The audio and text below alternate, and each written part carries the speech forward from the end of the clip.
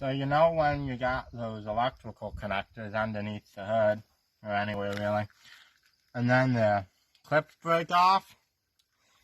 I'm going to show you the redneck way to fix that without buying a new connector and splicing wires and all that stuff. So first, you got to take out whatever weed happens to be in your mouth at the time.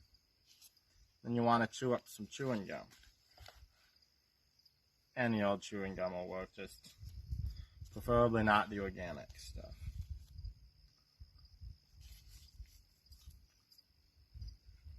Okay. Now, chew that up and take some of it, and you're gonna put it on the inside there of on the inside there, not where the wires go, but just like on the side there.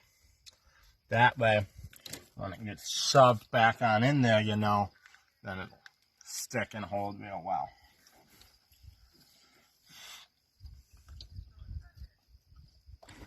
Another quality repair done at Redneck Garage.